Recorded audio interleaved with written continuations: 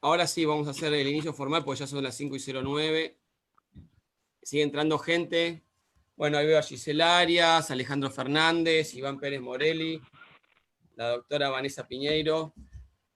Estamos en transmisión en vivo con nuestra fanpage de Abogados del Fuero en Facebook, pero como ustedes saben, este es un evento que organizamos gracias a la generosidad del doctor Sergio Arce y también de la doctora Andrea Sosa, que nos ayuda con los expositores. Sergio es un colega de destacada trayectoria, ya puedo decir que es un amigo de la profesión. Me ha invitado, cuando podíamos vernos y tocarnos, a dar una charla en el Colegio de Abogados de Morón. Así que para mí es un honor poder devolverle la gentileza de la invitación, invitándolo, aunque sea por este medio virtual, a que él nos transmita su conocimiento. Es muy importante, Sergio tiene un libro sobre este tema, y es muy importante lo que nosotros siempre manifestamos, que es la reciprocidad y solidaridad entre colegas. Clarisa, si estás lista, podés dar adelante con los antecedentes de Sergio, por favor. Bueno, así, muy bien. Formalmente la charla. Perfecto. Hola a todos, bienvenidos. Voy a presentar formalmente al doctor Sergio Arce. Como todos ya saben, es abogado laboralista. Hoy nos va a hablar de despidos e intercambio telegráfico, y también va a hacer una aproximación seguramente muy importante al tema de desafíos del teletrabajo. El doctor Arce además tiene una maestría en Derecho del Trabajo en la UNTREF, es un reconocido conferencista, autor de artículos de doctrina sobre la temática y de un libro muy recomendado que realmente creo que todos lo consultamos mucho, por lo menos en el estudio lo tenemos, libro de indemnizaciones laborales, teoría y práctica del año pasado, y también edición de este año de Editorial García Alonso. Y además es integrante del Instituto de Derechos del Trabajo del Colegio de Abogados de Morón. Así que, habiéndolo presentado, doctor Arce, tiene toda nuestra atención. Bueno, en principio, muchas gracias a la Asociación de Abogados del Fuero, a Nahuel, a su presidente, a Nahuel Altieri, a su secretaria, Clarisa de Arce, con la que compartimos no solo que somos abogados litigantes, sino que compartimos el apellido. Pese a no ser parientes, compartimos el apellido.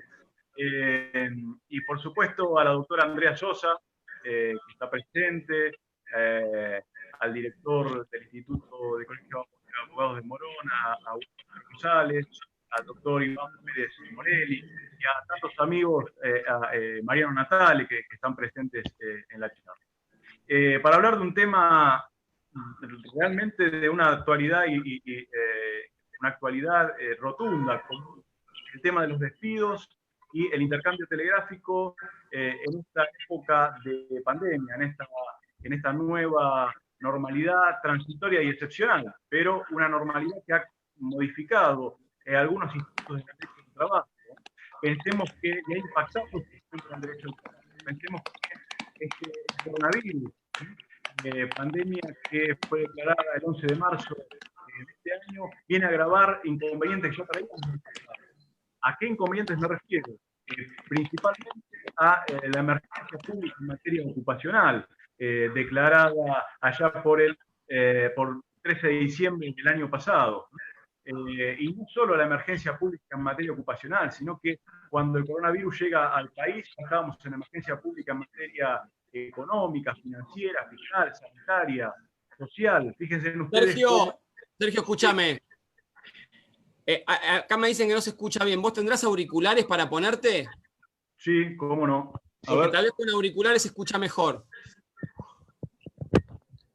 Sí. Tenemos todos los audios cerrados, ¿eh? Sí, cerrar el que falte, Clarisa. Vos estás de host ahora. Pero yo creo que había un ruido. Están todos cerrados. Seguía hablando, pero escuchaba un ruido. De fondo, no sé de qué era. No sé si ahí me escuchan bien. A ver si hay alguien hablando. ¿Se escuchan bien todos ahora? Habla Sergio. Perfecto, perfecto. Ahí me dicen que sí, que se escucha bien. Bueno, sigamos entonces. Bueno, sigamos. Vuelvo sobre mis palabras. Es decir, lo que decía es que el derecho del trabajo sufrió un impacto enorme con el COVID-19. Hablamos del DNU 34 de diciembre del año pasado, ya estamos en emergencia pública cuando llega el COVID en los primeros casos acá en Argentina, y también en emergencia económica, sanitaria, fiscal, social, en virtud de la ley 27.541.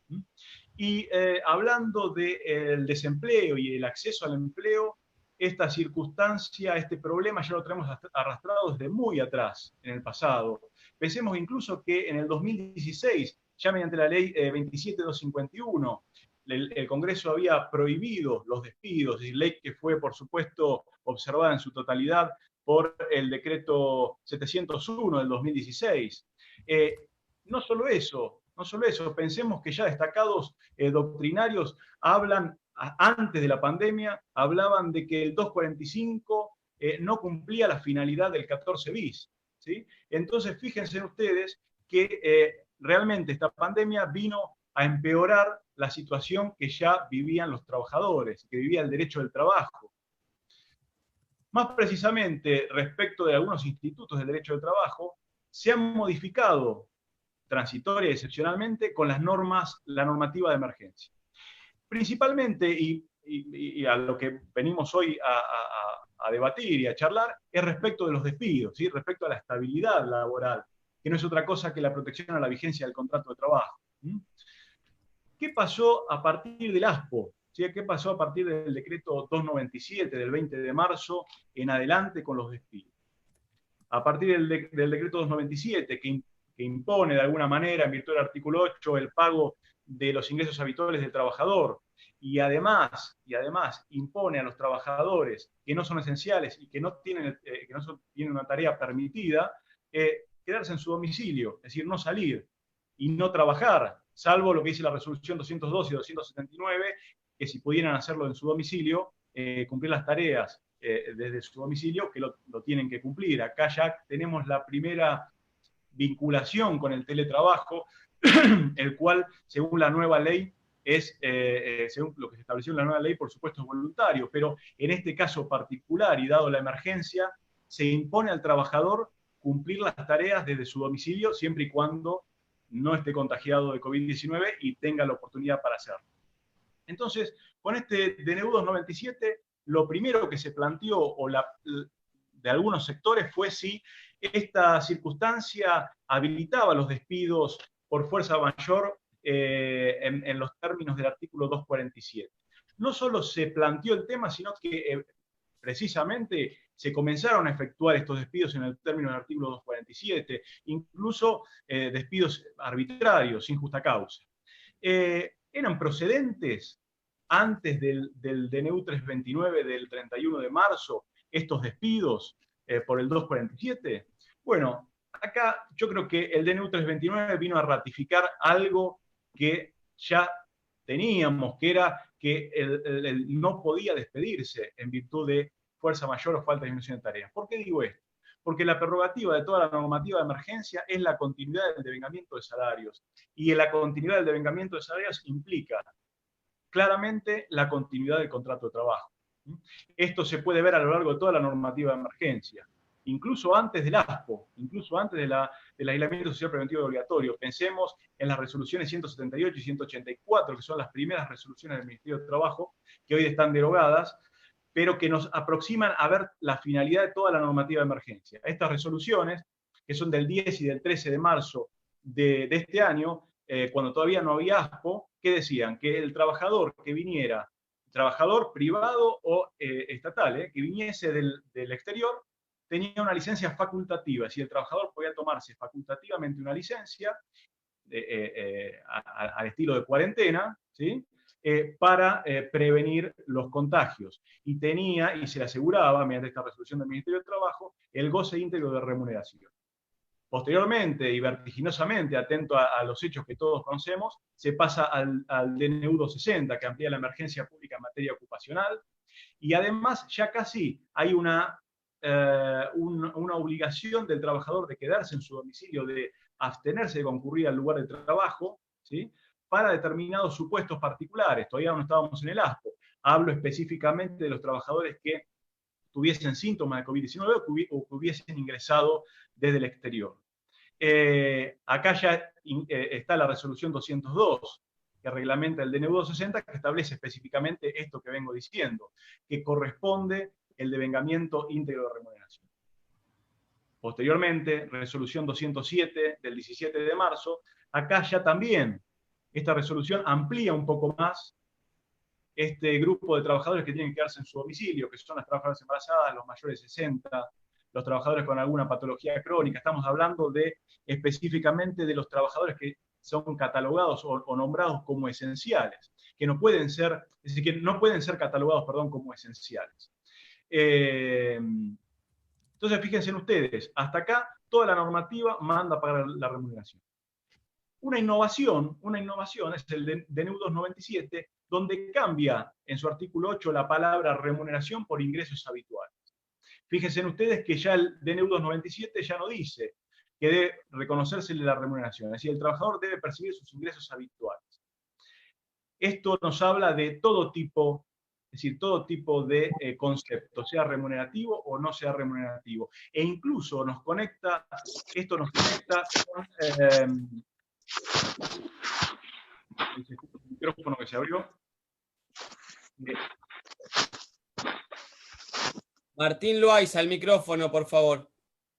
Esto nos conecta, esto de los ingresos habituales, sin duda nos conecta con la resolución 202 y 279 de la normativa de emergencia, que entiende por trabajador no solo al trabajador en relación de dependencia, sino también al trabajador que se una con la otra parte por algún contrato, es decir, que preste tareas continuas, por ejemplo, un contrato de locación de servicio, un contrato de pasantía, de becas. Fíjense en ustedes que esta normativa que establece el artículo 202 y 279, sin duda se conecta intrínsecamente con el artículo 14 bis, cuando nos habla que el trabajo en sus diversas formas gozará de la protección de las leyes.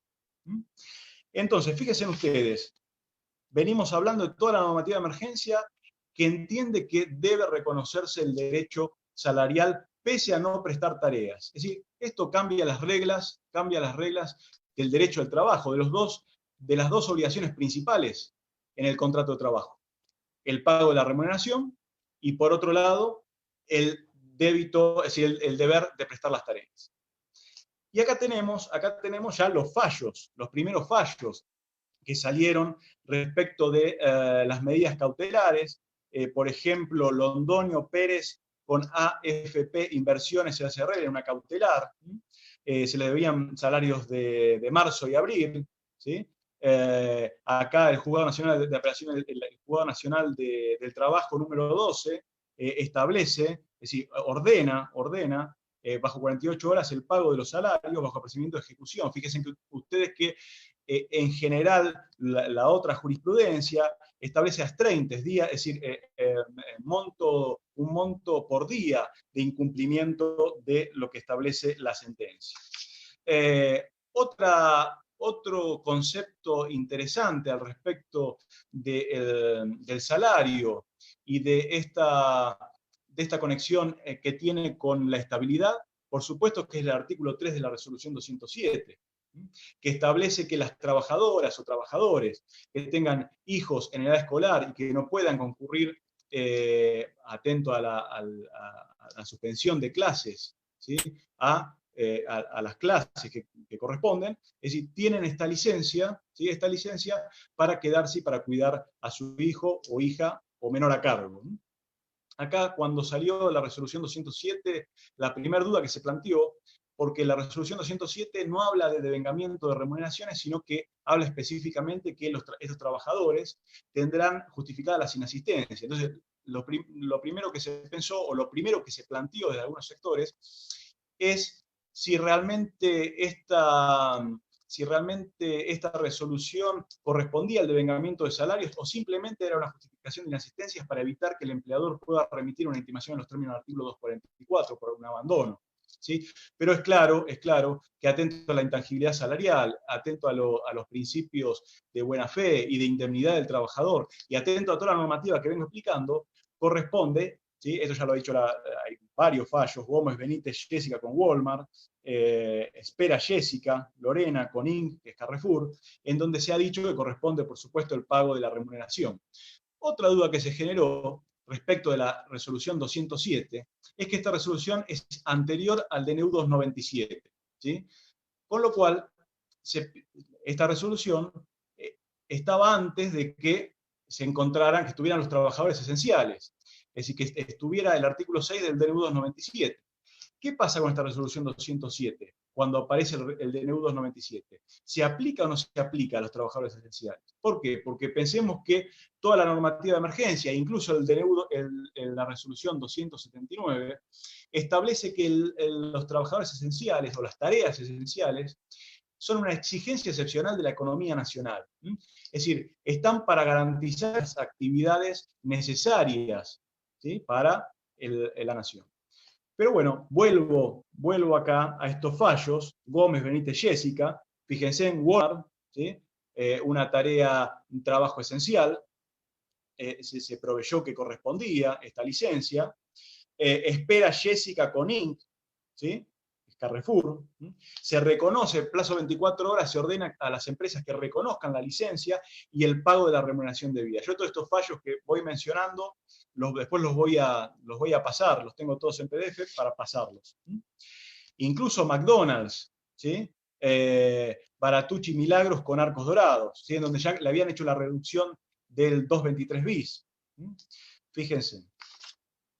Entonces pensemos, en base a todo lo que vengo explicando, ¿a qué voy? ¿A qué quiero llegar? Quiero llegar a que esta normativa, toda la normativa, desde el principio, incluso antes del ASPO, hasta el 31 de marzo, que se publica en el boletín oficial la prohibición de despidos del DNU 329, de alguna manera es la excepción al eximente de responsabilidad que establece el artículo 1730. ¿Sí? Recordemos que el 1730 nos habla o nos define la fuerza mayor, ¿sí?, un hecho inevitable, es decir, un hecho que no pudo ser evitado, ¿sí?, imprevisto e inevitado, ¿sí? Y, por supuesto, dice como excepción, establece como excepción a este principio, ¿sí?, como al eximente de responsabilidad por fuerza mayor, la disposición en contrario que así lo ordene. Y esta ya estaba la disposición en contrario. ¿Cuál es la disposición en contrario? Toda la normativa que manda a abonar la remuneración. 1730, 1733. Además debemos decir que en este caso estamos hablando de supuestos, o de un supuesto de la pandemia que es un hecho imprevisto e inevitable, pero no permanente, sino que estamos hablando de un hecho transitorio. Con lo cual entiendo que ya antes del DNU 329 no correspondía un despido en los términos del artículo 247 que debía entenderse, incluso en el artículo 245, más la duplicación indemnizatoria que ya establecía el DNU 34 de 2019, que fue prorrogado posteriormente. También otras opiniones hablaban de la posibilidad, antes de la prohibición de despido, de efectuar, en el caso de que sea despedido un trabajador de los que habla la resolución 207, me refiero a un trabajador enfermo, un trabajador con alguna patología, de encauzarlo dentro del artículo 1 de la ley 23.592, ley antidiscriminatoria, siempre y cuando, por supuesto, teniendo presente los estándares de prueba que haya hecho la Corte en los casos Pellicori, Cisnero y Varela. Entonces, todas las reducciones salariales, eventualmente en estos términos, serían pago, es decir, un pago insuficiente en los términos del artículo 260 y pago a cuenta de lo que se le debe al trabajador de la remuneración de vengada. Pero pese a todo esto que estoy explicando, es decir, no bastó esta circunstancia, ¿sí? Los despidos continuaron, con lo cual nos vimos en la necesidad, el Estado se vio en la necesidad de publicar en el boletín oficial el DNU 329, que prohíbe los despidos, ¿sí?, sin justa causa y por causa de fuerza mayor o falta o omisión de tareas. Fíjense en ustedes que ya estaba presente acá la duplicación indemnizatoria del DNU 34. Pensemos que el DNU 34 viene a potenciar la estabilidad del 245, ¿sí? Y de alguna manera conminar al empleador a que no tome esta acción en esta pandemia, en donde el trabajador tampoco va a poder encontrar un nuevo empleo. Tiene restringido el acceso al empleo. Entonces, realmente el DNU 34 era insuficiente para contener los despidos que sí medianamente está conteniendo, digo medianamente porque sabemos que siguen habiendo despidos, medianamente está conteniendo el DNU 329 y sus continuadores. Justificación del 329, hablamos la insuficiencia del DNU 34, el Pacto Internacional de Derechos Económicos, Sociales y Culturales, que establece que los estados deben garantizar el acceso al empleo. ¿Quién hoy va a contratar un trabajador, salvo que sea un trabajo esencial? Hablamos del 14 bis, ¿sí? De la protección al trabajo, del sujeto de preferente tutela, de los que abren Aquino, los fallos Bisotti, ¿sí?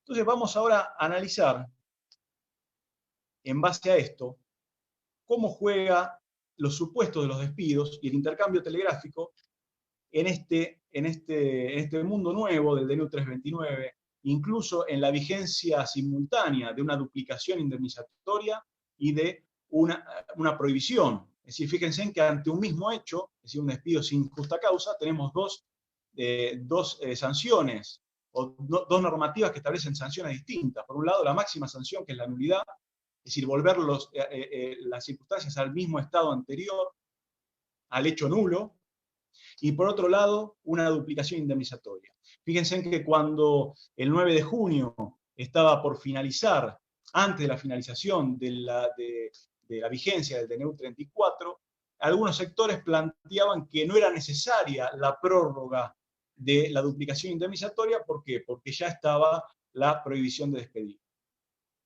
Pero realmente es adecuado y es necesario la prórroga de la duplicación indemnizatoria que se hizo por el DNU 528. ¿Por qué? Porque de alguna manera es la misma protección, coayuda a la misma protección. Hay circunstancias en las cuales el DNU 329 es insuficiente, como por ejemplo los casos de trabajo en negro, en donde sí o sí hay que hacer un despido indirecto, salvo, por supuesto, que tengamos un despido, que podamos acreditar eventualmente un despido verbal. Porque recordemos que el único despido que requiere como requisito formal la forma escrita es el despido con causa. Después, eventualmente, si pudiéramos acreditar un despido verbal, que creo que incluso la doctora Clarisa de Arce subió una jurisprudencia de un tribunal, del Tribunal 1 de San Miguel respecto a un despido verbal en donde hay silencio. Si hay un despido verbal, silencio del empleador ante intimación por el despido verbal, y bueno, procede la reinstalación en ese supuesto. Vamos entonces a ver qué pasa. Despido sin justa causa. Despido sin justa causa. El despido sin justa causa tenemos también el despido con causa falsa o causa insuficiente. Es decir, una causa que no llegue a ser suficiente para no proseguir el contrato de trabajo. Ahí tenemos que observar claramente, más en el intercambio telegráfico, cuando vamos por parte empleadora, por supuesto, los parámetros del 242 y del 243, la expresión clara de los hechos en que se basa la extinción del contrato de trabajo. Y esto es fundamental, porque hay un fallo, fíjense, en Espinosa José Alfredo, con TMT, una medida autosatisfactiva de juzgado 2 de Misiones, del 28 de abril, en donde se dice específicamente esto. Se reinstala al trabajador porque del primer cotejo del intercambio telegráfico, se puede observar, se puede vislumbrar que no hay causa, ¿sí? Que no se cumplió con los términos del artículo 243. Fíjense en la carta documento de este caso. Decía desempeño insuficiente. ¿Qué quiere decir desempeño insuficiente? Que otros empleados que él no alcanzó objetivos que otros empleados han alcanzado.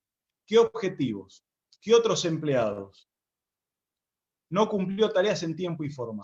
Fíjense, acá es claro que directamente estamos hablando de un despido sin justa causa, con lo cual, cuando tengamos un caso de este estilo, es claro que es un despido sin justa causa, es decir, no hay causa.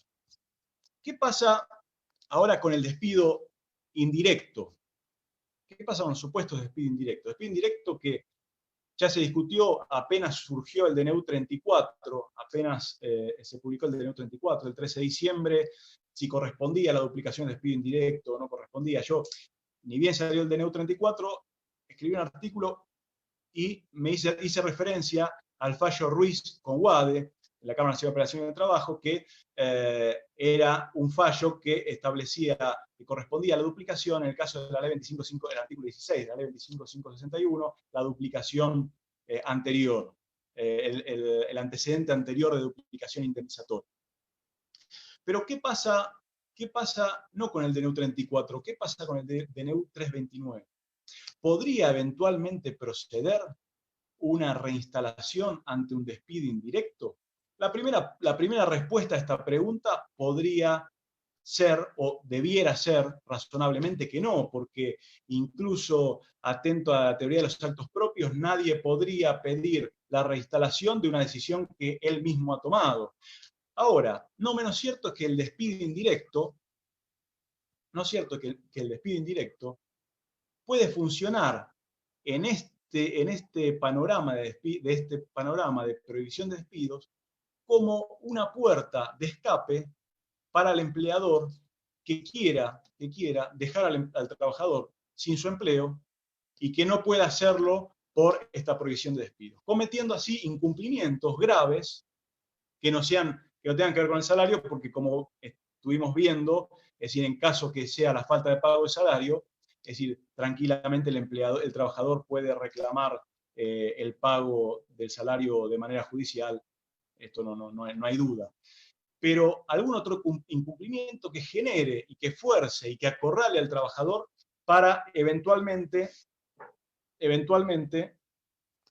despojarlo de su puesto de trabajo. Acá yo tengo una posición que es la siguiente. Siempre hablando, por supuesto, de injurias, no injurias viejas. No hablamos, por ejemplo, de un trabajador que ingresó a trabajar en el 2011 y lo registraron en el 2013 y ahora en este momento se le ocurre intimar. No estamos hablando de un acto de intento de fraude del empleador de tratar de colocar al trabajador en situación de despido indirecto. Realmente, les digo mi opinión, yo no lo veo demasiado, una cosa demasiado descabellado que el trabajador pueda plantear esta circunstancia, punto uno. Punto dos, en caso de que el trabajador se considere despedido, podría tranquilamente decir, bueno, yo me consideré despedido es decir, el empleador me acorraló en fraude a la ley de emergencia para considerarme despedido. Entonces yo voy a reclamar no solo las indemnizaciones del 245, 232, 233, todos los rubros obligatorios, todas las indemnizaciones de la ley de contrato de trabajo de tiempo normal, más la duplicación indemnizatoria que corresponda, sino que también voy a reclamar el daño extra que me genera esta actitud del empleador, porque vamos a decir que el trabajador ya tenía durante el ASPO garantizada esta remuneración. Esto me recuerda al artículo 208 y al artículo 213 de la Ley de Contrato de Trabajo. Pensemos que ante una enfermedad inculpable, el empleador debe respetar los plazos de licencia pagos. Y de acuerdo a la antigüedad del trabajador, si no estuviese el artículo 213, quizás sería más económico para el empleador despedir a ese trabajador que continuar pagando la remuneración. Y en esta circunstancia pasa lo mismo. Es decir, yo no creo que adentro del 245 o dentro de la tarifa del 245 podemos contemplar también este daño que se le genera al trabajador, de colocarlo en situación de despido y de quitarle manus militaris esta remuneración que ya tiene garantizada durante el ASPO. ¿Sí? Estas son ideas. ¿Sí? Son ideas. Y ahí vamos con el despido indirecto y la vigencia simultánea de estas dos sanciones. Por un lado, la duplicación indemnizatoria y por el otro, la prohibición de despidos. se dijo, es decir, en virtud de los argumentos del DNU 528, que es el DNU que prorroga la duplicación indemnizatoria hasta el 6 de diciembre, ¿sí? La duplicación indemnizatoria va hasta el 6 de diciembre, y la prohibición de despidos hasta el 26 de septiembre por el momento, que la duplicación indemnizatoria venía a llenar estos huecos que dejaba el DNU 329 en la práctica, como son el despido indirecto, como son en los supuestos en los cuales la reinstalación no pueda ser efectuada, de hecho, eventualmente porque el lugar de trabajo cerró, es decir, no hay más establecimiento, no hay más lugar a donde reinstalar al trabajador. O incluso la posibilidad de que el trabajador diga, no, yo no quiero volver a trabajar al lugar donde me despidieron, y convalido el efecto extintivo de la carta documento. Y alguno podrá preguntar, pero ¿qué trabajador no va a querer, con toda esta normativa de emergencia, volver a ser reinstalado? Pensemos en un trabajador que trabaja codo a codo con su empleador, en una verdulería, en donde el verdulero, que es el dueño del establecimiento, trabaja con el empleado. Es decir, ¿cómo va a ser la situación de un trabajador de esa reinstalación? O incluso una trabajadora de la ley 26844 de casas particulares. Entonces, en esas circunstancias, es facultativo del trabajador poder convalidar este efecto extintivo del contrato de trabajo. Respecto del despido indirecto, seguimos con despido indirecto.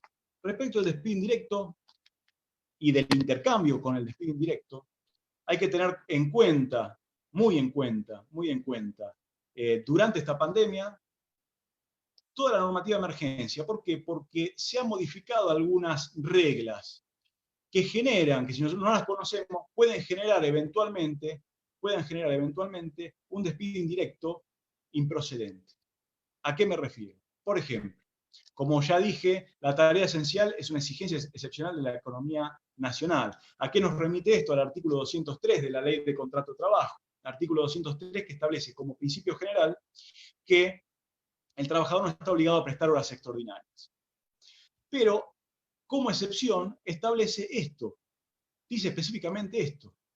La excepción es la exigencia excepcional de la economía nacional y de empresa, dice el artículo 203, que se conecta intrínsecamente con el artículo 89, de prestar auxilios al empleador cuando haya eventualmente un peligro inminente. Entonces, fíjense ustedes que ha cambiado este principio, en virtud del artículo 279, también ha cambiado, se ha modificado el tema de la facultad de organización, porque incluso en la resolución 279 dice que la reorganización en este ámbito de la pandemia, y teniendo en cuenta las tareas esenciales y para garantizar las tareas esenciales, no podrán, me refiero a la jornada, por supuesto, no podrán ser tenidos como un uso abusivo de la facultad de organización y dirección. Estamos hablando del artículo 66 del ius variandi.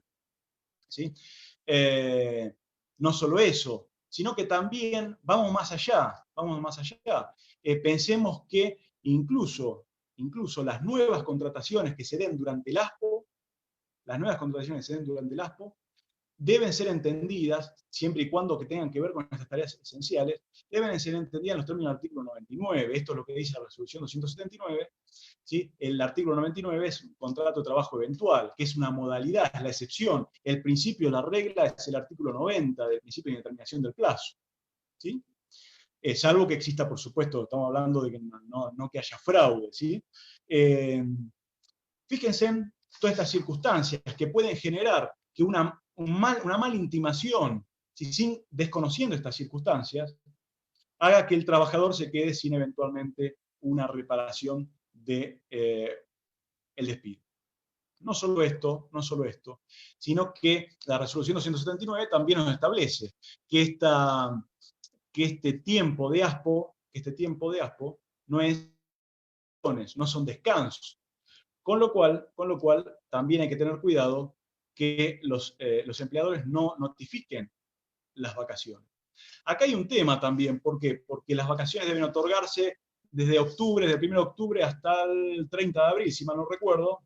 ¿Tengo por acá anotado o no? 30 de abril, creo que es 30 de abril, si no se las toman, es decir, es el único, si no se otorgan, el trabajador debe notificar y se las puede tomar. Acá es la única circunstancia, o una de las únicas caducidades que tenemos en el derecho, una de las pocas caducidades que tenemos en el derecho del trabajo.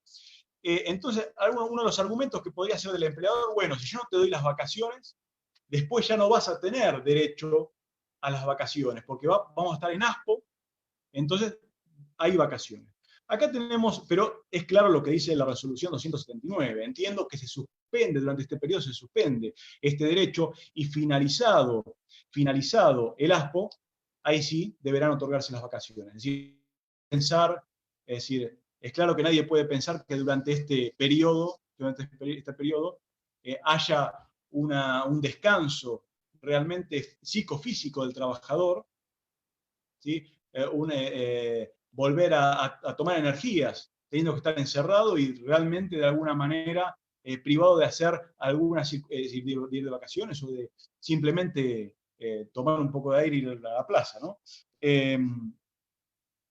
Hay un fallo, ¿sí? Tribunal 5 de Quilmes, Carabajal Alberto René con Rigoleán S.A., ¿sí?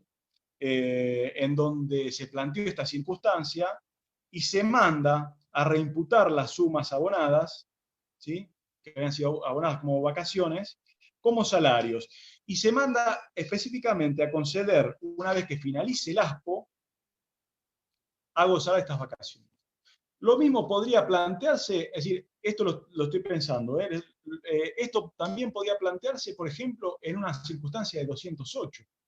Es decir, el ASPO puede interrumpir esta licencia paga. ¿Qué pasa si finaliza la licencia paga y debe empezar la reserva puesto del artículo 211? ¿Deberá suspenderse el pago de la remuneración o en virtud del artículo 8 hay una suspensión de estos plazos de licencia? Son preguntas que en principio no tienen una respuesta específica. Habrá que ver cada caso concreto. Lo cierto es que estamos ante una circunstancia excepcional y estamos ante una circunstancia en la cual el trabajador no puede conseguir un nuevo empleo. El trabajador no se puede quedar sin obra social, ¿sí? Pensemos en un trabajador que es despedido. El derecho alimentario. Pensemos que el trabajo es el núcleo a través del cual el trabajador va construyendo su vida y la vida familiar. Hablamos del artículo 4 de la Ley de Contrato de Trabajo. Es decir, esto no lo dije al principio, pero creo que tendría que decirlo, que es que toda esta normativa de emergencia debe ser vista a la luz de los principios del derecho del trabajo. Intangibilidad salarial, indubio properario, buena fe, colaboración, de las dos partes, pero siempre el trabajador es sujeto de preferente tutela. Incluso recuerdo una nota que le habían hecho al doctor Caponfilas, en el que hablaba de los principios y hablaba de global local, es decir, de tomar estos principios de los convenios internacionales del 75 y 22 y traerlos a las demandas, fundamentar intercambio telegráfico. Yo creo que las respuestas a todos estos inconvenientes que se dan en el ASPO, que se dan en el intercambio telegráfico y que se dan en los despidos, deben resolverse por los principios del derecho del trabajo. Vamos un poco más adelante, hablamos de causa, despido sin justa causa insuficiente, despido indirecto. ¿Qué pasa con el trabajo, los trabajadores de la Ley 2250? Bueno, trabajadores de la Ley 2250 que en su momento, cuando salió el DNU 34, yo opiné que el DNU 34 no aplicaba a la Ley 2250. ¿Por qué? Porque todos sabemos que en la Ley 2250, que la Ley 2250 no hay una indemnización. Ahí, es decir, el Fondo de Cese Laboral tiene carácter de salario diferido, porque se percibe de cualquier manera que se extinga el contrato de trabajo. Entonces yo que dije, bueno, tomando el fallo Tartaglini, no sé si lo recuerdan, Tartaglini es un fallo que se refiere a la Ley 25561, anterior a la duplicación anterior, ¿sí? La Ley 25561, artículo 16. En ese fallo Tartaglini se decía que el artículo 156 de vacaciones no gozadas no debía duplicarse. ¿Por qué? Porque es un rubro que es un rubro obligatorio, se percibe de cualquier manera que se extinga el contrato de trabajo, incluso ante renuncia. Llevando este argumento, yo en su momento dije que, por supuesto, entendía que la ley 2250 no se debía duplicar la indemnización. Esto, por supuesto, lo dije antes de toda esta normativa de emergencia, pero hoy lo veo distinto. Hoy lo veo distinto. Hoy lo veo distinto. Primero, porque está la prohibición de despido, es decir, la duplicación indemnizatoria no es simplemente una indemnización que potencia el 245, sino que hoy la duplicación indemnizatoria, no la del 34, sino la del 528 y la de 624, es una indemnización complementaria de la prohibición de despido, que coayuda a la misma finalidad, que es la continuidad de la percepción de la remuneración. Entonces, ya tenemos jurisprudencia que ha dicho que corresponde la reinstalación, hablamos del 329, ya no del 324, del 528, la reinstalación en caso de trabajadores de la construcción. Por ejemplo, tenemos Romero Iván Alan con Brimax, medida cautelar, de juzgado de San Lorenzo de Santa Fe. Eran 10 trabajadores ligados a la obra pública, que uno de los fundamentos, el fundamento más importante, donde la ley no distingue por qué debemos hacer distinción nosotros, ¿sí? Los jueces ni los abogados. Otro fallo, Quintana Rubén, ¿sí? Con Cámara de Trabajadores de Cipolletti. Acá es un fallo de mayo, de Río Negro. Fíjense ustedes. Y me atrevo a decir que no sería ilógico pensar que pudiese duplicarse el fondo de cese laboral, en virtud de todo lo que vengo explicando desde el comienzo de esta charla, ¿sí?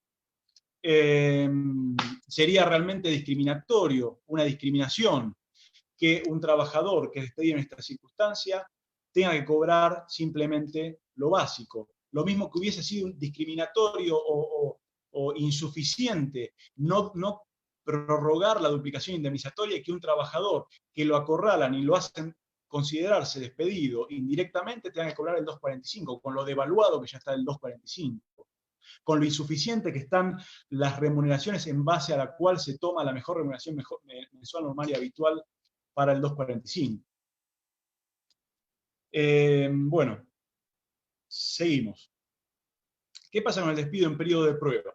Acá, bueno, en esta yo desde el principio dije que entendía que el 329 era aplicable al despido por periodo de prueba. Algunos decían, bueno, no, pero el trabajador recién ingresa al contrato por tiempo indeterminado cuando pasan los 3 meses.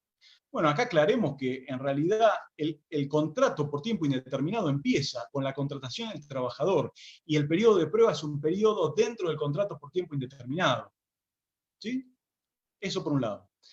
Punto 2. Esta normativa viene a reemplazar algunos institutos de la ley de contrato de trabajo que están para momentos normales. Si hay una prevalencia normativa, es decir, prevalece la normativa de emergencia en este supuesto, porque de alguna manera la normativa del 92 bis contradice al 329 y a toda la normativa de emergencia que manda a continuar abonando la remuneración. Incluso voy más allá, pensemos que si yo digo que el trabajador para la normativa de emergencia es no solo el trabajador dependiente, sino que el trabajador que presta servicio de manera, en una locación de servicio, y este trabajador eventualmente puede reclamar la continuidad del devengamiento de sus ingresos habituales, ¿cómo podría un trabajador de locación de servicio continuar percibiendo salario y tener que recortar o poder despedir y no continuar abonando salario a un trabajador que tiene más tutela, como es el trabajador en relación de dependencia? Acá, bueno, ya tenemos varios fallos. Yo creo que uno de los primeros, o el primero, Llori Melisa con Adeco, una medida cautelar Santa Fe.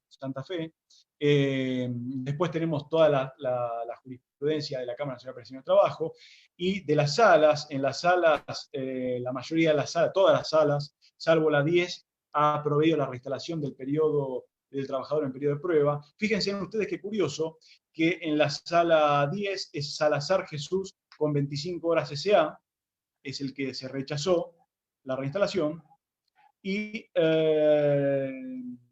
se dio vuelta el fallo de primera instancia, y fíjense en que un fallo de la sala del doctor Pompa, de la la sala 9, tiene el mismo demandado, así que era un compañero de la sala 10, que es Chávez Bianca Magalí con 25 horas SA.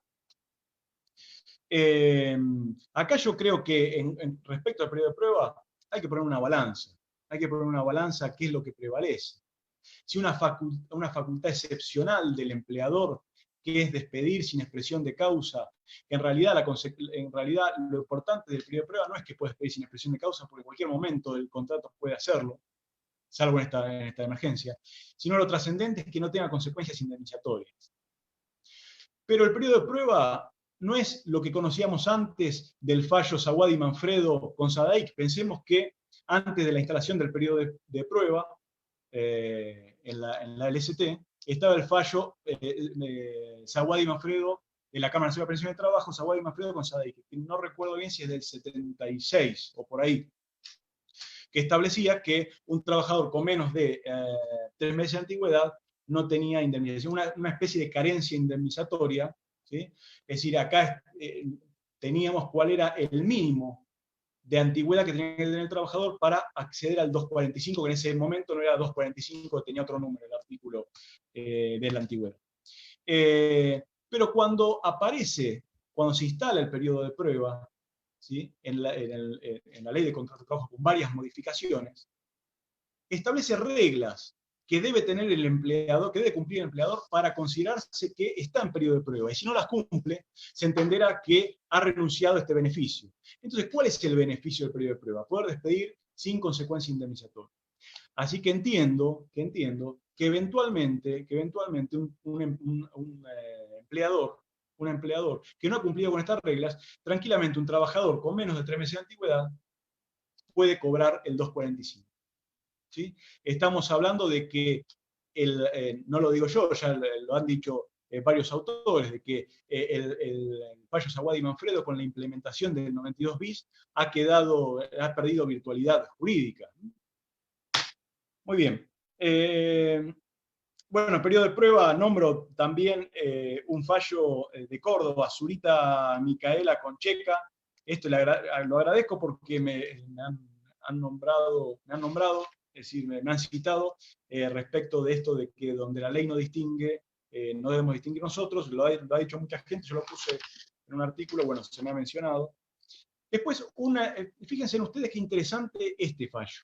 Un fallo de Morón, el Tribunal 4 de Morón, Portaro Matías con transporte vecinal, en donde yo creo que no dice, es decir, lo reinstalan, pero de alguna manera la respuesta es negativa. Y les digo por qué. Porque el trabajador era un trabajador con sospecha de COVID-19 y es despedido en periodo de prueba. Acá se hace todo, en el fallo se hace todo un andamiaje jurídico respecto del acto discriminatorio, del hecho discriminatorio, la ley 23.592, de los pactos internacionales 75 y CISO 22, y la sentencia establece la reinstalación del trabajador en periodo de prueba, pero dice, fíjense en que dice que se lo reinstala y hasta que el trabajador tenga el alta, y cuando el trabajador tenga el alta, se reanudará el plazo del periodo de prueba. Fíjense en qué interesante.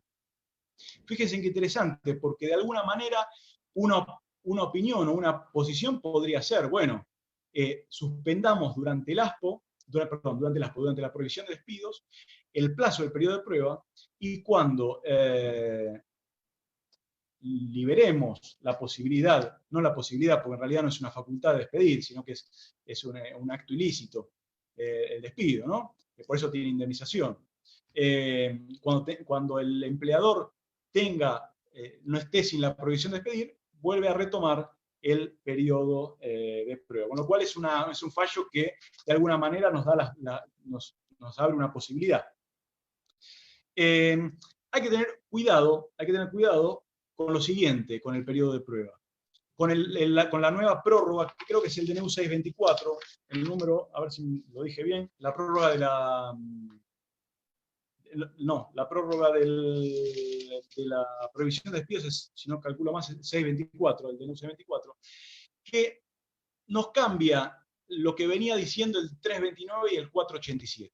El 329 y el 487 nos decía, teníamos la prohibición de hacer despidos, perfecto. El nuevo DNU, a partir del 29 de julio, establece una excepción. ¿Cuál es la excepción? Es la misma excepción que establecía el DNU 34.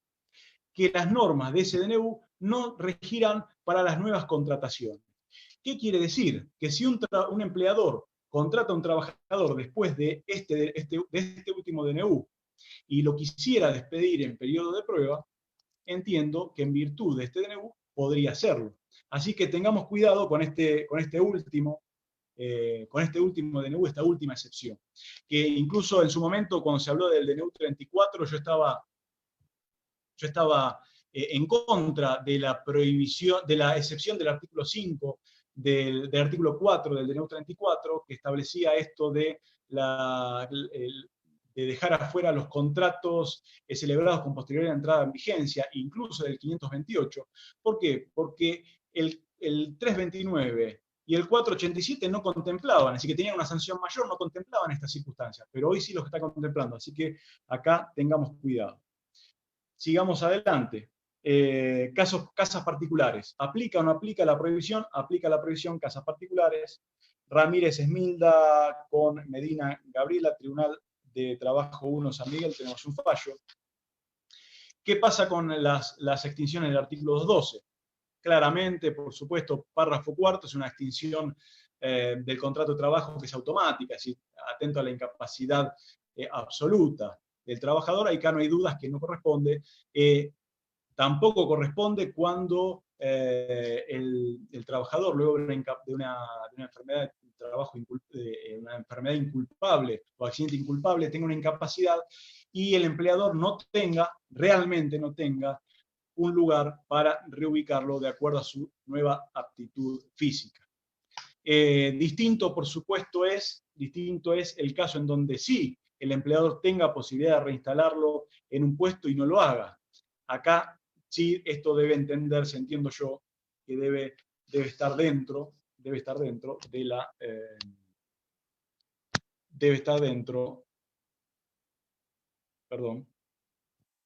ahí seguimos, debe estar dentro del DNU 329 de este año. 329 y sus prórrogas, 487 y 624. Bueno, también, es decir, hay que tener mucho cuidado con los intercambios telegráficos. Cuando hagamos intercambios telegráficos por abandono, por favor, mucho cuidado. Tengamos presente que puede ser que el trabajador no responda por esta circunstancia del ASPO. Es decir, hay que tener cuidado en principio con el silencio, con el artículo 57 de la Ley de Contrato de Trabajo. Ahora vamos un poquito a seguir con el intercambio. ¿Qué pasa con el contrato eventual y plazo fijo? ¿Qué pasa con las modalidades contractuales?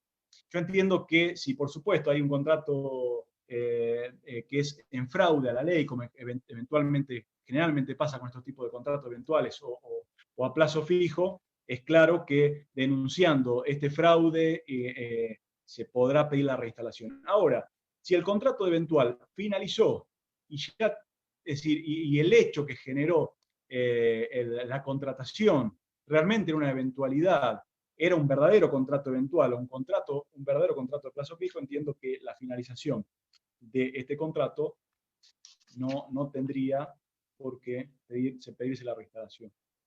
Entonces, hablamos del intercambio y de todos estos supuestos de despido. Yo no sé cómo voy con el tiempo, ya vamos una hora, ¿no? Está cerca de una hora. Bueno, 55 minutos más o menos. Bueno, voy a hablar un poquito más de intercambio telegráfico y ya pasamos al otro, un poco a analizar qué es lo que pasó con la nueva ley de teletrabajo, todavía no publicada en el boletín oficial, pero del 30 de julio. Muy bien. ¿Qué pasa con el intercambio telegráfico? Tenemos que seguir todos estos principios que vine explicando anteriormente. El artículo 10, conservación de empleo, continuidad del contrato de trabajo, artículo 62, 63, buena fe, artículo 58, y más hoy que nunca, ser más rigurosos con estos artículos, ser más rigurosos con la buena fe, al intimar a un empleador que eventualmente tiene cerrado el local o tiene, si no es ni esencial ni tiene trabajador ni tiene trabajo permitido. ¿Sí? Ser más riguroso con estas premisas, por ejemplo el artículo 58 que dice que el silencio del trabajador no podrá entenderse como una presunción en su contra. También el artículo 57, pensemos que si bien siempre es peligroso hacer un despido por el silencio, porque pensemos la proyección eventualmente en un caso de despido de trabajo en negro, un caso de trabajo en negro, la proyección procesal del 57, que tenemos que acreditar igualmente la calidad de empleador del silente. Es decir, no basta con que la persona que le mandemos la carta de documento mantenga silencio, sino que en caso de trabajo en negro tenemos que acreditar que la persona que mantuvo silencio era el empleador. ¿Sí? Y el empleador, por supuesto, conserva y tiene esta obligación de responder, siempre de responder. Y las dos partes, atento a la buena fe, al 63, las dos partes tienen la obligación de recibir un telegrama enviado por alguna de las dos partes, y el empleador más todavía en el artículo 57, que tiene una sanción, que si no responde, se presumirán por cierto los hechos que ha dicho el trabajador. No solo eso, sino que el empleador también tiene la ley 24.487 en su artículo 1, que regula, la ley 24.487 regula el servicio postal de la ley 23.789 de telegrama laboral gratuito, en donde el artículo 1 específicamente establece la obligación del empleador de recibir las notificaciones del trabajador. Fíjense ustedes la triple normativa que tenemos: la ley de contrato de trabajo, 63, buena fe, 57, artículo 1 de la ley 24.487. Debe recibir, este artículo no solo dice debe recibir la notificación del trabajador, sino también dice del apoderado del trabajador. Esto nos da una opción, eventualmente, en caso de que el trabajador no pueda remitir la notificación. Incluso podemos encontrar jurisprudencia, pueden encontrar jurisprudencia si buscan, respecto de alguna circunstancia en la cual el trabajador no pueda concurrir a responder una intimación, por ejemplo, una intimación por abandono de trabajo. Ejemplo, el trabajador que esté enfermo por COVID-19 claramente no puede salir a contestar una intimación por abandono de trabajo, no puede decir esta circunstancia. Tranquilamente puede responder el telegrama laboral un familiar. Hay fallos que lo han establecido, que puede responder, ejemplo, la esposa del trabajador. Después, por supuesto, el trabajador tendrá que ratificar esta actuación del familiar cercano. Es decir, una cuestión de fuerza mayor. Estas son las premisas que debemos seguir. Por supuesto, la premisa de que cada parte responde por el medio empleado, la cual cuál cede cuando hay negligencia o cuando hay culpa en la recepción. Ahora, la pregunta es, los domicilios cerrados durante el ASPO, deben entenderse como, con aviso de entrega y todo lo demás, no retirados, deben entenderse como notificados, deben entenderse como esta negligencia, ¿sí? A la teoría de la recepción, es decir, entró a la esfera de conocimiento del empleador esta notificación. Yo creo que acá, es decir, tiene derecho a defensa del artículo 18 de la Constitución Nacional, este empleador que es notificado y la empresa está cerrada. Yo creo que acá hay abusos, ¿sí? De empresas que claramente, es decir, si saben que el empleador, que no están pagando la remuneración, que no están haciendo lo que corresponde y no están cumpliendo con la normativa de emergencia, y después pretenden que no tenerse por notificados con estas cartas, estos telegramas del trabajador. Habrá que ver, por supuesto, cada caso concreto. Es decir, no podemos desde acá, ni yo, ni creo que nadie puede dar la verdad absoluta de cada caso, cómo va a resolverse. Habrá que ver cada caso concreto, si la empresa estaba abierta, si no estaba abierta.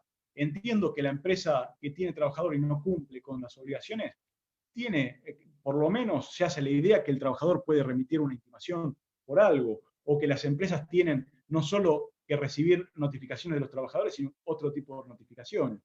Con lo cual entiendo que podría también entrar dentro de la buena fe la obligación de la empresa de concurrir a chequear si tiene alguna notificación. Como también la posibilidad de que el trabajador haya justo estado en el comienzo del ASPO, en otro lugar distinto al domicilio denunciado de la empresa, y que la empresa notifique en ese domicilio una intimación por abandono de trabajo. ¿Qué pasa en esas circunstancias? ¿Debía el trabajador, cuando empezó el ASPO, sabiendo que iba a estar en otro domicilio, notificar al empleador de alguna manera, dar el aviso, o no debía? Dice telegrama enviado, acá leo abajo, dice telegrama enviado a la FIP, es decir, el nuevo sistema de envío de telegrama FIP. Igualmente, recordemos que la ley 24013, artículo 11, está vigente, con lo cual no importa si AFIP recibe o no recibe el telegrama, lo importante, lo que dice específicamente la letra del texto del artículo 11, es remitir, que el trabajador tiene que remitir la copia de la intimación a AFIP. Con lo cual, mientras que se haya remitido la copia de la intimación, es suficiente. A mí no me interesa si eventualmente la AFIP recibe o no recibe, o el estado del telegrama, siempre y cuando uno haya cumplido dentro de las 24 horas con la remisión del telegrama FIP. Bueno,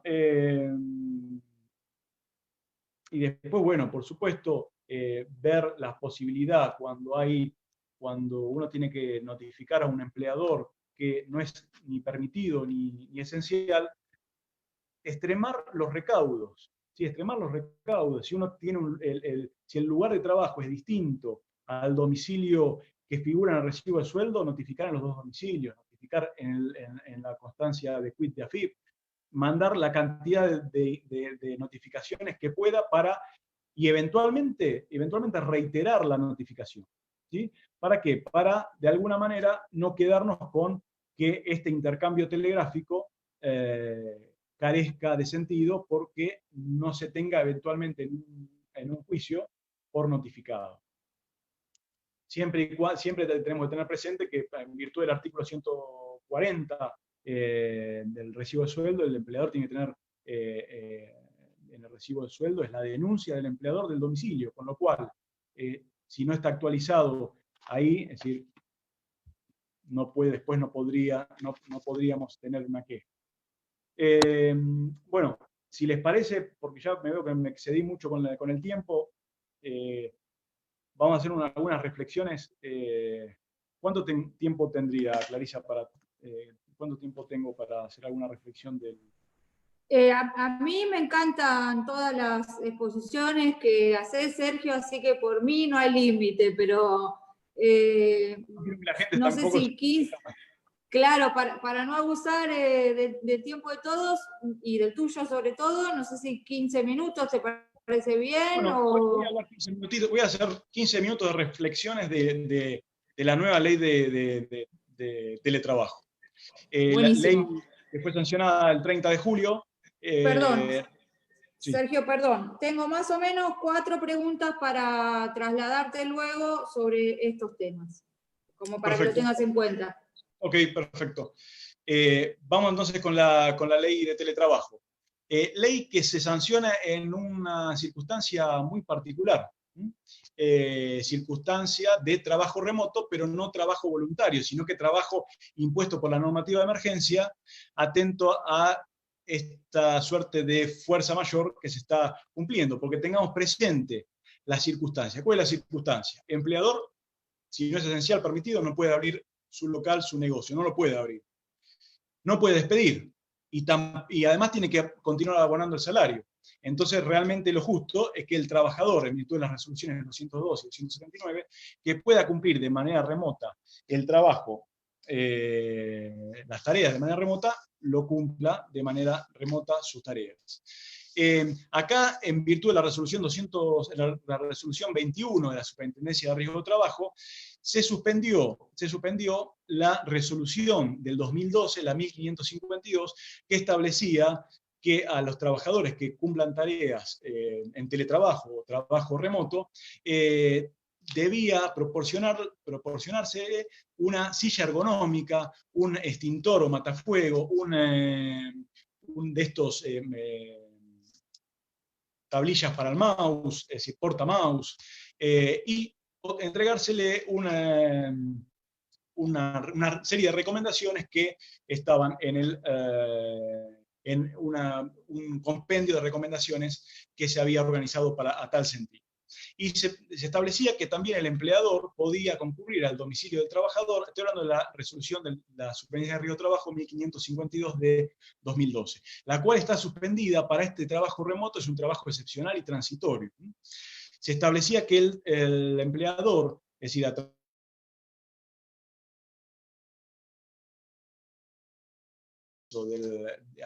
trabajador, concurrir al domicilio del trabajador para chequear estas circunstancias de seguridad y higiene. Esta resolución está suspendida. Ahora, ¿era conveniente darse el debate de una ley de teletrabajo en esta circunstancia excepcional y transitoria, o no era conveniente? Bueno, lo cierto es que en principio no está mal la discusión de la ley de teletrabajo, pero viendo la ley tal cual como quedó, de alguna manera hay muchos derechos o buenas intenciones, pero la ley parece estar vacía de derechos, ¿sí? De orden público. Se habla de presupuestos mínimos que después van a ser complementados por la negociación colectiva. Le estamos dando al derecho colectivo, es decir, a la negociación colectiva, el poder de completar estos derechos que son declamados de alguna manera por la ley. Ahora, ¿se podrá hacer? ¿Tienen todos los sindicatos, ya sabemos que no, el mismo poder de negociación? ¿Qué pasa con los trabajadores que no tienen un sindicato atrás? ¿Qué derechos? Por supuesto que los sindicatos consiguen y han conseguido muchos derechos para los trabajadores, pero pensemos que estamos hablando de derechos que tendrían que haber estado en la ley. Hablamos de modalidad contractual. Se integra o se ingresa a la ley como una modalidad contractual. Pensemos que las modalidades contractuales en la ley de contrato de trabajo son la excepción al principio general, que es el contrato de trabajo como todos lo conocemos. Pero en este caso la modalidad o la excepcionalidad ya no es el tiempo de trabajo o el plazo de trabajo, como el caso de plazo fijo, contrato eventual, o la persona del trabajador, que es un grupo de trabajadores, por ejemplo, el trabajo por equipo, sino que acá la excepcionalidad es que se corre el establecimiento, el artículo 6 de la Ley de Contrato de Trabajo.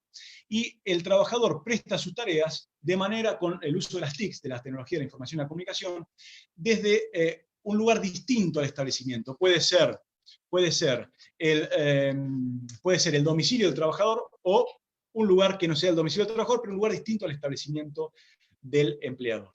La ley no establece un plazo o una regla para decir qué tiempo el trabajador debe entenderse que se le aplica esta ley o no. Dice total o parcial, con lo cual por el momento hay que esperar la reglamentación y eventualmente lo que disponga la negociación colectiva, si se va a definir o no algún tipo de regla al respecto.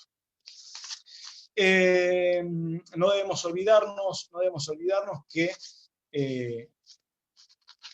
al ser una modalidad contractual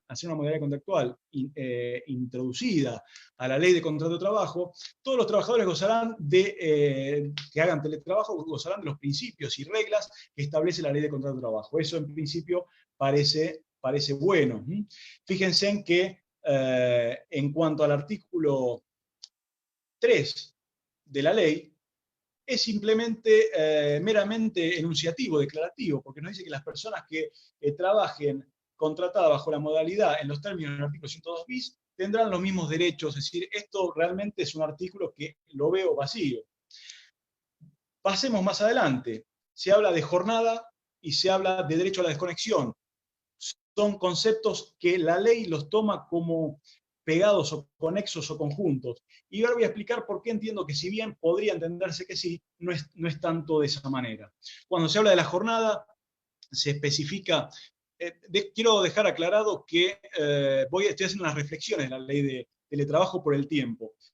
Tendría mucho más para decir, pero voy a tocar simplemente los puntos que me parecen más importantes. Cuando se habla de la jornada, se establece que debe formalizarse por escrito la jornada. Y esto realmente es novedoso, pero lo veo importante. ¿Por qué lo veo importante? Porque de alguna manera esto nos va a servir de acá en el futuro, para eventualmente en una prueba, en un expediente concreto, para saber si algún mail o alguna notificación o algún pedido que después se pueda escribir, que se pueda chequear en un expediente o ventilar en un expediente, estaba dentro o fuera de este derecho a la desconexión del trabajador. Asimismo, al introducirse un nuevo documento, introducirse un nuevo documento que es obligatorio para el empleador, como es esta planilla, en donde debe asentarse cuál es la jornada del trabajador, yo entiendo que en los términos del artículo 52 y 53 de la Ley de Contrato de Trabajo, en caso de que el empleador no tuviese o no esgrimiese en un eventual juicio este documento, tendría que tenerse por cierto la jornada denunciada por el trabajador en un eventual intercambio telegráfico. ¿Sí? Y ni que hablar de cuando se habla de los accidentes de trabajo en horario de teletrabajo. Y digo, que se habla del derecho a la desconexión. El artículo 5 tiene 2 párrafos. Creo que el primer párrafo no dice nada. Creo que lo importante del artículo está en el segundo párrafo y dice que el empleador no podrá exigir a la persona que trabaja la realización de tareas ni remitirle comunicación por ningún medio fuera de la jornada laboral. A eso se refiere el derecho a la desconexión.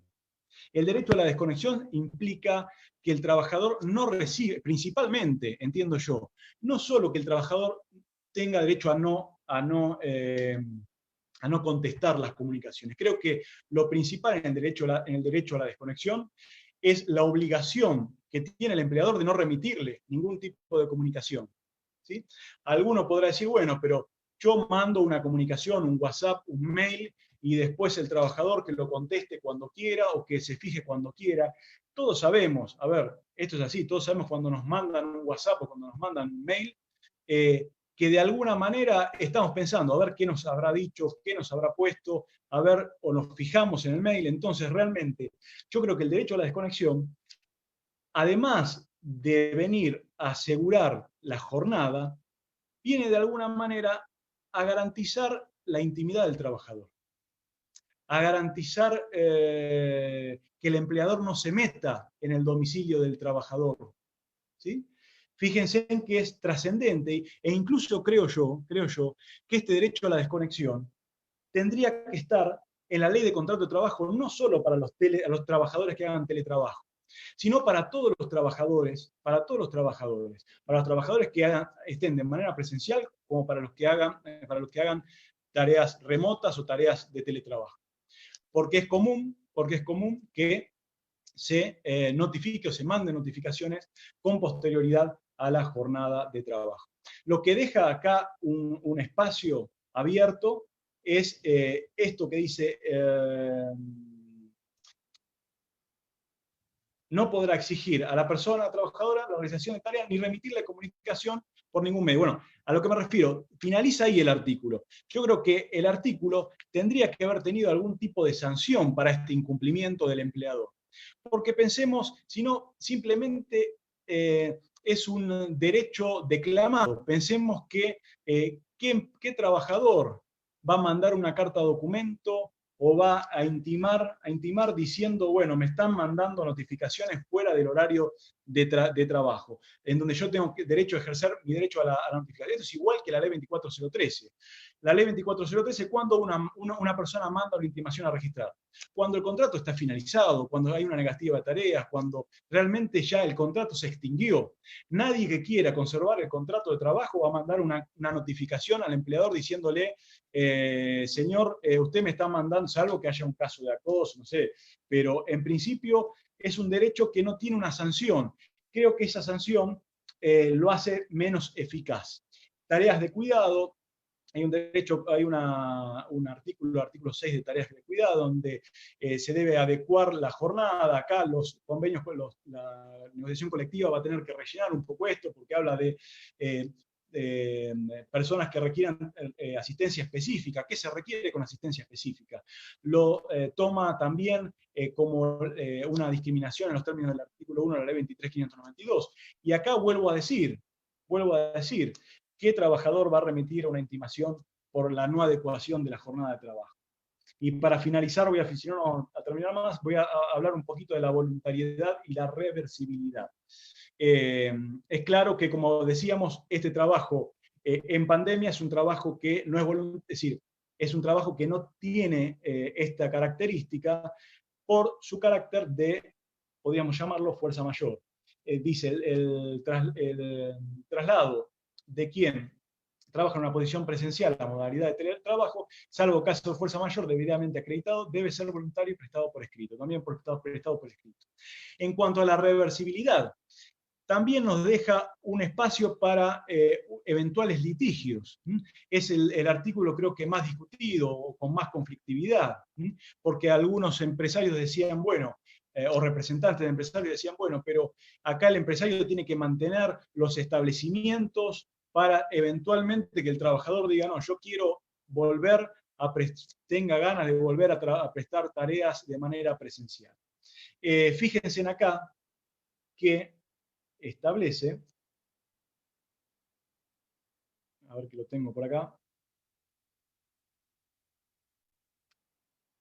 dice, en el caso que el empleador deberá otorgar las tareas del establecimiento en los cuales hubiera prestado anteriormente o, en defecto, en el más cercano al domicilio dependiente, en el cual pueda prestarlas. Y acá viene el kit de la cuestión, salvo que por motivos fundados resulte imposible satisfacer tal deber. ¿Cuál es el motivo fundado? ¿Cuál puede ser el motivo fundado? Que no tenga más el sector del establecimiento.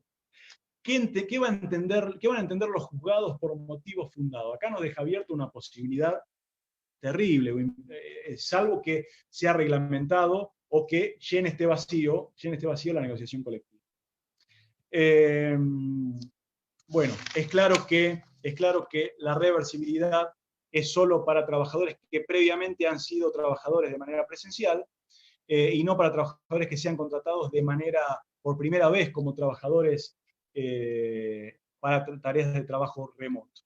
Y es claro que el trabajador que está en su domicilio o en su domicilio en otro lugar, puede querer volver o necesitar volver a prestar tareas de manera esencial, por algún cambio de circunstancia en su vida cotidiana, por ejemplo, que nazca un hijo y que sea complicado o que sea chico el lugar para poder prestar este servicio, o que tenga que mudarse, o que se separe, cualquier otra circunstancia que haga que el trabajador tenga que volver a cumplir su tarea de manera presencial. Hay otras más objeciones que podríamos hacerle a esta ley, como por ejemplo que el empleador debe otorgar los elementos de trabajo, dice, o compensar los elementos de trabajo que use el trabajador, que sean propios. Que sean propios y que sean de la familia, porque pensemos que generalmente en una casa la computadora no la usa solamente el trabajador, sino que la usa la esposa del trabajador, la usan los hijos. Entonces, de alguna manera estamos quitando, es decir, al trabajador un instrumento que es un instrumento que se usa en la vida familiar. Entiendo yo que lo que debió haber dicho el artículo es que el empleador debía proporcionarle los elementos al trabajador. Es decir, todos los elementos, la computadora, la silla que está en la resolución 1552 de la Superintendencia de Arriba de Trabajo. Al igual que cuando uno de los artículos se refiere a la conectividad, los mayores gastos de conectividad. Es decir, acá habrá que ver qué gastos debe compensar el empleador. Debe compensar el total de la cuenta del Wi-Fi, cómo se prorratea ese gasto. Debe compensar la luz. Fíjense en que esta ley, de alguna manera, es una ley que realmente le falta mucho, es decir, le faltan derechos.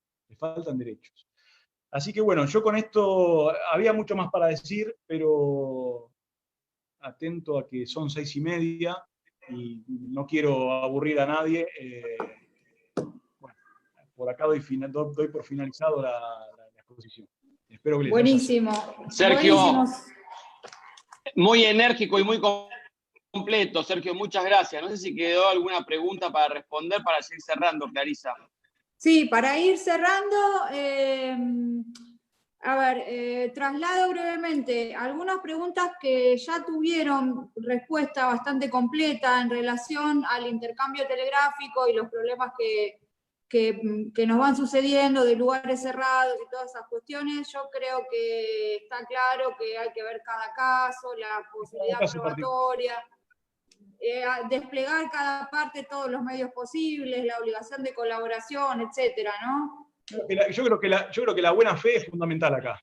Y creo que claro. el que juzgue las notificaciones va a tener que ver si realmente se actuó de buena fe.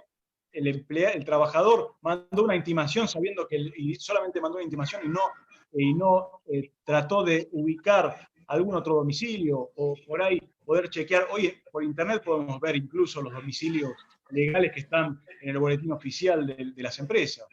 Entonces, no digo que el trabajador tenga que ser un detective, porque nadie le impone, no se le puede imponer al trabajador que sea un detective, pero tratar de arbitrar dentro de lo posible los medios para que de alguna manera el reclamo sea seguro en un futuro, en un juicio, ¿no? Correcto. Pregunta del doctor Manuel Romero. Despido durante el ASPO con notificación de embarazo. Pregunta si se acumulan las indemnizaciones, bueno, o sea, la de agravamiento por embarazo y la duplicación, ¿no? Bueno, ahí hay doble discriminación. Discriminación por la normativa de emergencia y discriminación por el 178, 182. Es decir, y acá va a tener la opción la trabajadora. Solicito la reinstalación y eventualmente los daños, porque el acto discriminatorio se produjo. O solicito la duplicación. Hay jurisprudencia, busque jurisprudencia respecto de la ley 27, la 23551. Ya con tantos números estoy trabado, pero de la duplicación indemnizatoria anterior al artículo 16, 25.561, perdón, en donde no es habitual, pero pueden encontrar jurisprudencia donde se ha duplicado esta indemnización del artículo 182, del 178, ¿no? Del embarazo. Así que pueden encontrar jurisprudencia de eso y pueden encontrar jurisprudencia respecto, ejemplo, del artículo 15 de la ley 24013, del artículo 2 de la ley 25323, en donde se dice, bueno, estos indemnizaciones no derivan de la extinción incausada del contrato de trabajo, pero la fórmula de cálculo contiene, ejemplo, el artículo 15, 245, 232, 233. Si durante esta pandemia o la ley anterior, el artículo 16, 25, 561, establecía que estas indemnizaciones estaban potenciadas, no sería muy descabellado pensar o pedir que la indemnización del 15 se calcule sobre los montos aumentados por la duplicación indemnizatoria. Vuelvo a decir, estas son jurisprudencias aisladas, pero está bueno mencionarlos para que lo tengan en cuenta, ¿no? Claro, acá el colega que preguntaba me pide que le haga la aclaración de que se trataría de un despido indirecto y no un despido directo. De todas maneras, no sé, Sergio, qué opinás, pero yo creo que obedecen a cuestiones distintas y no hay ninguna norma que las excluya la una de la otra. Si corresponde el embarazo y la duplicación, se podrían sumar perfectamente directo o indirecto. Tal cual, tal cual. Además, Okay. hay muchísima jurisprudencia de despido indirecto en caso de embarazo y corresponde, Claro. por supuesto. Perfecto. Otra pregunta, si cobra SAC el teletrabajador. Si cobra SAC, sí, por supuesto. Claro. Es decir, ¿Por qué no cobraría? ¿Por qué no lo cobraría? Es decir, a ver, el teletrabajador no es un trabajador, no va a discriminar al teletrabajador, que ni siquiera, quizá, yo escuché por ahí decir de teletrabajador. Es un trabajador en el cual la relación laboral se organiza de otra forma. Ni siquiera creo que tenga que ser una modalidad, sin perjuicio que es una modalidad hoy, pero es una organización del trabajo distinta. Es una organización del trabajo que las directivas se dan a través de las TIC, el trabajo se hace a través de las TIC, es el medio de comunicación, pero el trabajo es el mismo. Ahora, las dudas que pueden generar es todo lo referido a los artículos que se relacionan con el establecimiento del artículo 6. ¿Qué va a pasar, por ejemplo, con el 247, cuando pensemos que el 247, la elección del trabajador para despedirlo, en una época normal hablo, ¿no? Se habla del que tenga menos antigüedad del establecimiento. ¿Qué va a pasar ahí? ¿O qué va a pasar con la ley de asociaciones sindicales cuando dice que el delegado de personal es de acuerdo a la cantidad de personas del establecimiento? Entonces, eso va a haber que repensarlo o analizarlo la circunstancia. O el mismo 245, cuando nos habla de los convenios colectivos, de la aplicación del tope salarial del convenio colectivo, cuando no haya tope se aplica el tope del establecimiento. Y acá cuando el trabajador no tenga establecimiento, porque el establecimiento sea el domicilio, son todas preguntas que son para analizar, y realmente esto no es una charla, es una charla simplemente para pensar estas preguntas que nos hacemos, ¿no? Sí, claramente tenemos muchos interrogantes, como un nuevo concepto de establecimiento, ¿no? Por ejemplo.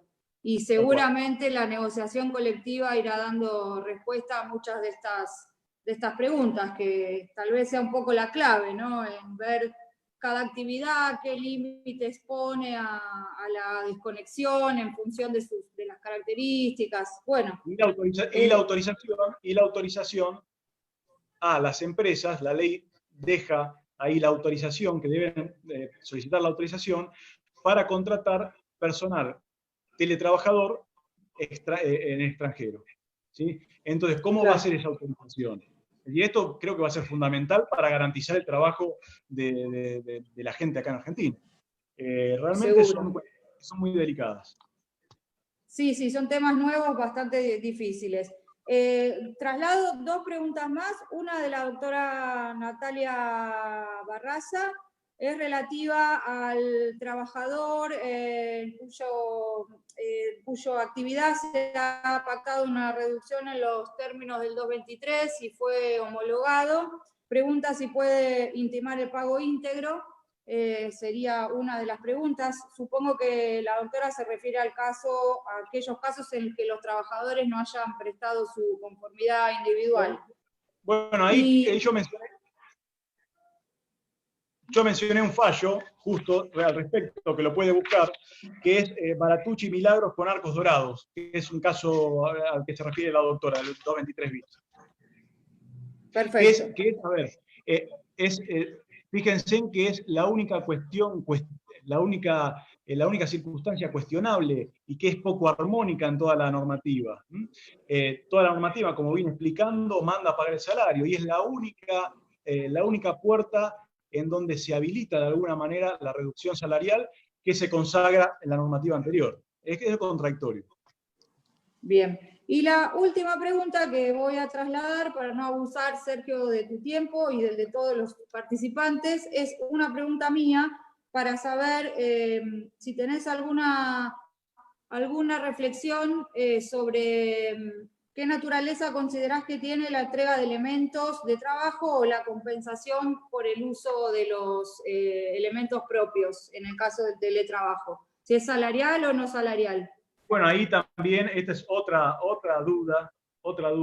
Es decir, lo cierto es que, yo vuelvo a reiterar, yo creo que los elementos en la ley tendría que haber dicho que los tiene que dar completamente el empleador. Es decir, porque de alguna manera cuando está en la empresa lo tiene que poner, tiene que tener una computadora, tiene que tener una silla. Ahora, no ve, es decir, veo complicado que el elemento de trabajo, si es usado exclusivamente para el trabajo, tenga a lo que vas vos para los términos del cálculo de las indemnizaciones. Claro. ¿No? Veo complicado que pueda ser tenido como una remuneración este elemento que sea usado hablamos de uso exclusivo para la empresa. Otra cuestión, si tiene algún otro uso, ¿no? Ahí ya podríamos entrar en ver si puede catalogarse como remuneración o no. Bien. Bueno, hasta acá hemos llegado. Si hay algunas preguntas pendientes, los invito a todos a seguir charlando en todos los grupos de Facebook y en todas nuestras redes sociales. Les agradezco enormemente al doctor Arce, la verdad buenísima toda la exposición con una sencillez digna de la gente que sabe mucho y lo puede trasladar con esa facilidad de palabra al alcance de todos, los especialistas y los menos especialistas. Así que felicitaciones, Sergio. Y bueno, gracias a todos por participar. Bueno, digo yo unas últimas palabras, si puede ser. Agradezco nuevamente a Nahuel Altieri, a vos, Clarisa, a todas las autoridades de la Asociación de Abogados del Fuero. Y bueno, simplemente eso. Muchas gracias por la atención y me sentí muy cómodo. Perfecto. Muchísimas gracias a todos. Nos vemos. Recuerden que dentro de entre 15 y 20 días estamos definiendo la fecha. Vamos a tener el próximo Zoom exclusivo para socios con Ana hallar su enfoque muy novedoso sobre el convenio 190 de la OIT en relación al concepto de daño económico y violencia laboral. Vayan anotándose con tiempo, tengan paciencia que estamos tapados de trabajo, las inscripciones se las vamos a ir contestando. Y bueno, nuevamente gracias a todos, a Sergio especialmente, a Andrea Sosa, un cariño grande, y nos vemos en la próxima. Felicitaciones, muy bueno el encuentro. Gracias. Adiós.